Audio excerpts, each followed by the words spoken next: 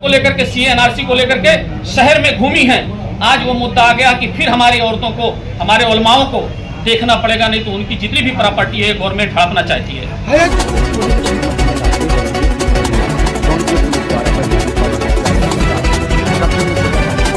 अस्सलाम वालेकुम, नमस्कार।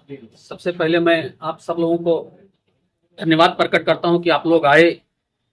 चूंकि ये फॉर्मल हमारी पहली मुलाकात है, मैं सबसे पहले अपने नेता डॉक्टर जितेंद्र आवाड़ साहब को, हमारे पार्टी अध्यक्ष शमीम खान साहब को और पार्टी के सभी वरिष्ठ पदाधिकारियों को मैं धन्यवाद प्रकट करता हूं कि उन्होंने मुझे पार्टी में जनरल सेक्रेटरी और प्रवक्ता की पद दी। सबसे पहले मैं उनका शुक्रिया अदा करता हूं और आप लोग पत्रकार भाइयों से ये कहता हूं कि नई पद है, नई जगह है, नई जिम्मेदारी है। अगर मुझसे कहीं कोई लग्जिश, कोई गलती होगी तो माफ कीजिएगा और सुझाव दीजिएगा।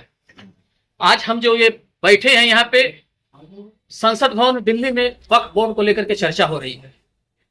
आज वक्फ बोर्ड को लेकर के जो ये एनडीए की गवर्नमेंट, तानाशाह गवर्नमेंट है, जो पिछले दिनों मुसलमानों को लेकर के तरह तरह के बिल ला करके, चाहे वो ट्रिपल तलाक का मुद्दा हो, सीए एनआरसी का मुद्दा हो, इन सब से परेशान करके आज अपने थर्ड पीरियड ये जो तीन पहियों की सरकार बनी है, ये वक्फ बोर्ड पर हमला की है। आप लोगों को मैं इस पार्टी के जरिए से ये कहना चाहता हूं कि हमारी पूरी पार्टी इसके अगेंस्ट में है, मुखालफत कर रही है, निंदा कर रही है। रही बात वक्फ बोर्ड की, वक्फ बोर्ड 1954 से चल रहा है। उसके बाद 1995 में कुछ फेरबदल हुए हैं, इसमें संशोधन हुआ, अमेंडमेंट हुआ। आज जो ये गवर्नमेंट है ये करना चाहती है कि इसको पूरे तरह से अपने पास हथियाना चाहती है, क्योंकि ये गवर्नमेंट पिछले दिनों में हवाई अड्डा बेचा, बंदरगाह बेची, रेलवे स्टेशन बेचा, बैंकों को बेचा, एलआईसी तक बेचा, अलग दीगर तंजीमों को बेच करके अब इसके पास कुछ बचा नहीं है बेचने के लिए। इसलिए अब ये मुसलमानों के हित वाली बात करके वक्फ बोर्ड को हथियाना चाहती है। मेरा साफ साफ इल्जाम है, क्योंकि अब उसके पास पैसे का कोई रास्ता नहीं रह गया है, जिसके कारण ये हथियाना चाहती है। दूसरी चीज, पत्रकार भाइयों, मैं आपके माध्यम से उन तथाकथित सेकुलर लोगों से कहना भी चाहता हूं और मेरा मैसेज भी है। महाराष्ट्र में मैं रह रहा हूं, महाराष्ट्र से ये बात हो रही है, तो मैं यहाँ तथाकथित सेकुलर जो पार्टी है, जो आज दिल्ली में बैठ करके एनडीए को सपोर्ट कर रहे हैं, पैर पे पैर रख करके ये देख रहे हैं कि मुसलमानों की जायदाद के साथ वक्फ का मेन मतलब होता है कि हमारे पूर्वज, हमारे बाप दादा अपनी प्रॉपर्टी को अल्लाह के हक में दे देना। अल्लाह के हक में दे देने के लिए प्रॉपर्टी दी गई थी, ना कि आज एनडीए गवर्नमेंट को ये ला करके कि हम जिला कलेक्ट्रेट को इसके ऊपर हावी करेंगे, एक मिशन बैठेगी, एक कमीशन बैठेगी। हमारा देश हिंदुस्तान बहुत पहले से कई सदियों से हिंदू, मुस्लिम, सिख, ईसाई मिलकर के यहाँ रहते हैं। सब अपने अपने धर्म, अपने अपने रीति रिवाज के हिसाब से पूजा पाठ करते हैं। हमारा संविधान, हिंदुस्तान जब आजाद हुआ तो हमारे संविधान में बहुत सारी चीजें हमारे पूर्वजों ने हमको दी है, जिसके बेसिस पे रह करके हम अपनी आजाद जिंदगी जी सकते हैं। आर्टिकल 25 से लेकर के 28 तक संविधान में हमको धर्म की स्वतंत्रता हुई है। हम ऐसे धर्म की स्वतंत्रता हुई है कि जिसमें हम अपने मन से पूजा पाठ करेंगे, इबादत करेंगे। और हमारे स्वामित्व के बारे में भी दिया गया आर्टिकल 26C में कि हमारे पास जो हमारा संपत्ति है, जिस धर्म का हो, चाहे वो ईसाई धर्म का हो, हिंदू धर्म का हो, सिख धर्म का हो, मुसलमान धर्म का हो, वो अपने उस धर्म के उस पैसे से लेकर के अपना प्रचार प्रसार आजाद होकर के कर सकती है। आज ये गवर्नमेंट अल्पसंख्यकों के ऊपर, आज मुसलमानों के साथ हो रहा है, इसके बाद ये ईसाइयों के ऊपर करेंगे, इसके बाद ये सिखों के ऊपर करेंगे। ये इनका ये सोची समझी साजिश है।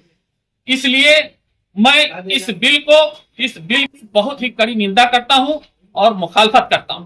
वक्फ बोर्ड के ऊपर जो इल्जाम लग रहे हैं कि हमारे हिंदू भाइयों को भी उसमें शामिल करो, तो फिर जो अयोध्या में राम मंदिर बनी है उसका क्या?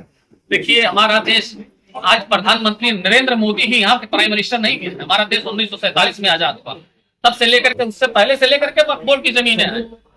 तब से किसी प्रधानमंत्री को इतना नहीं, जिनके डिग्री को लेकर के आज ये मालूम होता है कि हाँ ये कितने पढ़े लिखे हैं। इससे पढ़े लिखे बड़े बड़े प्रधानमंत्री जो पढ़े लिखे थे वो भी आए, लेकिन वक्फ बोर्ड के ऊपर उन्होंने हाथ नहीं लगाया, बल्कि उसको प्रोटेक्शन दिया जी।